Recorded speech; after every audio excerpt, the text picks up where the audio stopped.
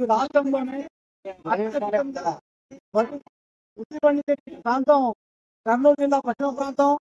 ఈ ప్రాంతం అంతా కరువుతో నిండిపోయేగా ఒకే ముఖ్యమైన పంట ఉల్లి పంట పండిస్తే నేను స్వయంగా పొలంలో చెందాను.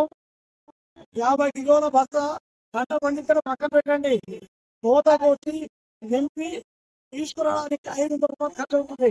అంటే ఒక క్వింటాల్కి 1000 రూపాయలు కేవలం కోత కోసమే ఈరోజు రైతు ఖర్చు పెట్టింది. ప్రభుత్వం ప్రకటించినంత 1200 రూపాయలు. అంటే 1000 రూపాయలకు ఖర్చు కోసం 200 రూపాయలు మిగులుతాయి. 200 రూపాయలకి ఏ బస్తా వస్తుంది, ఏ మందు బస్తా వస్తుంది?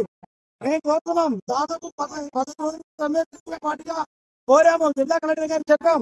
అయ్యా కనీసం 300 రూపాయలు ధర పడితే అది కూడా మార్కెట్ ద్వారా కొనుగోలు చేస్తే రైతులు మేలు చేస్తామని చెప్తే దాదాపు 6 రోజులు 10 మంది రైతులు మార్కెట్ లో పారేసి వెళ్ళిపోయారు.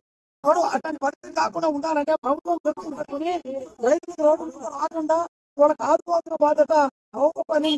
చంద్రబాబు ప్రత్యేకంగా కర్నూలు జిల్లా పని కేంద్రీకరించాలని చెప్పేసి